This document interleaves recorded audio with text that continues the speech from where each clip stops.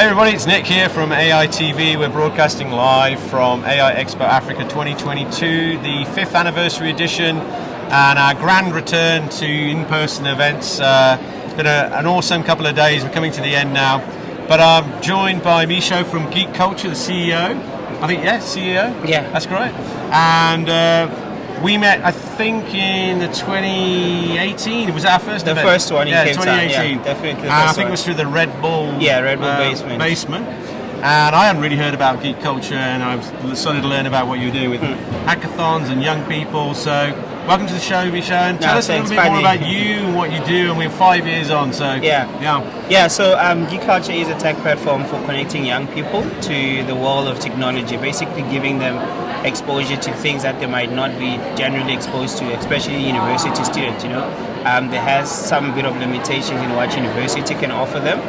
So through Geekulcha, we're able to take it a step further. Put them in the same room as the potential employers, put them in the same room as recruiters, put them in a place where they can put their skills to work. But also at the same time opening it up to those who are in remote, marginalized communities, introducing them to the world of digital, the basic fundamentals of the digital literacy, but also showing them what's possible in terms of what you can do with digital literacy. So we basically are the organization and movement for young people, and bridging this whole technology gap and lack of exposure of it. Yeah, and I think that was the common thing that brought us together, because I think when we first met in 2018 for the first edition of the show, we had this concept of doing the workshop program.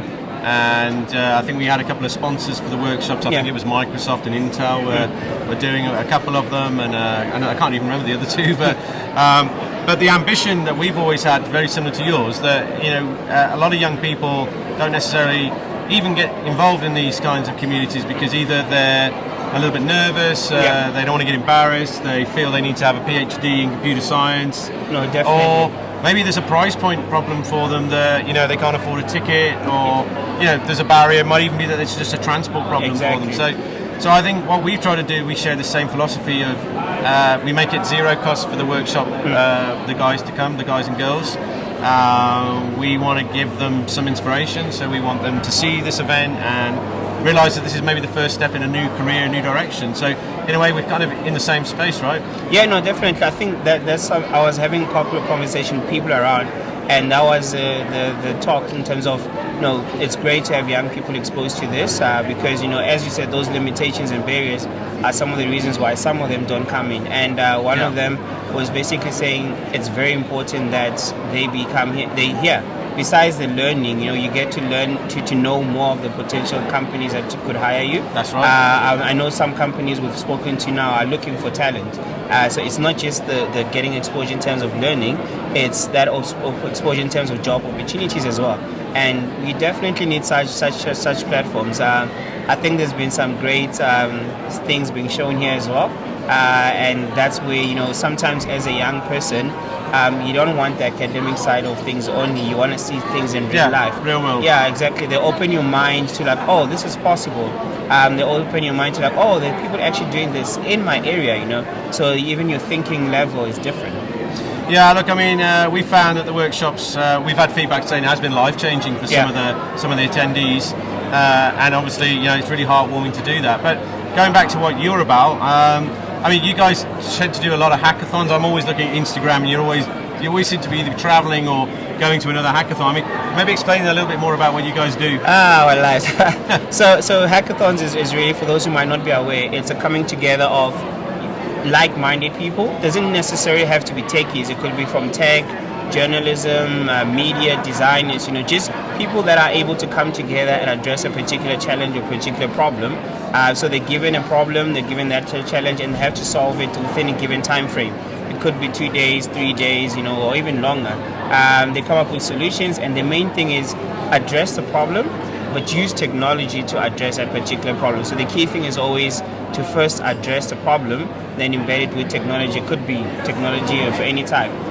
So we do quite a number of hackathons from different sectors, for different organizations as well. But for us... So I mean, give an example of some... Do you do stuff for government as well as commercial companies? Government. We've done stuff with the CPSI. We've done stuff with Telkom, MTN. just to name a few of the organizations that have done the different hackathons for. Hackathons from cybersecurity. There's one we did at UJ which was focusing on blockchain. So they vary. We've done one AI one with Microsoft some time back. So there's a variety of this type of hackathons. But for us, hackathons they're not just about the competition. Competition is great, but it's a learning platform as well. Because the young people that come there, they get to learn something very quickly. Yeah. And whatever they're learning, they're applying at the same time. But it also gives them that opportunity of saying, look, I can be presented with a real life problem, and I can come together with like-minded people and address that. And that's the thing that industry is looking for.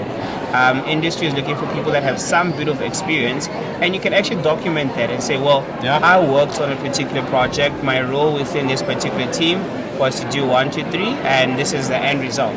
So it does help. Yeah, I think for our future workshop program, we asked the vendors to provide a completion certificate. That I think would be that's interesting. one of the missing things that we should improve on for next year. But yeah, so I mean, we've always said that we want to work together. Now we don't have to wear masks and stay indoors. We can start exploring that. But Misha, I just want to say thanks for coming to the show. It's great to meet a pioneer like you. I mean, I think a lot of the work you do sort of maybe goes unrecognised really for the true value that you bring. It's very hard to put these things together, as an event organiser, a hackathon organiser. Often you start to realise actually when you do it, what are the constraints for some of these young guys and girls, the things we take for granted that are the showstoppers for them. So I want to take my hat off to you to say, keep up the good work, and maybe we'll be collaborating and making some announcements in the future. No, definitely. Looking forward to that. So as you said, there's lots of challenges, but it's always great having a good team, and parts of the team, props to the Geekulcha team as well, but also it's where we come in and collaborate, share expertise. So definitely looking forward to future collaboration with you guys. Yeah, well, we'll put a link to Geekulcha and Misha and their LinkedIn profile as well, and we'll see you next year, man. Awesome. Take care. Looking forward to you too.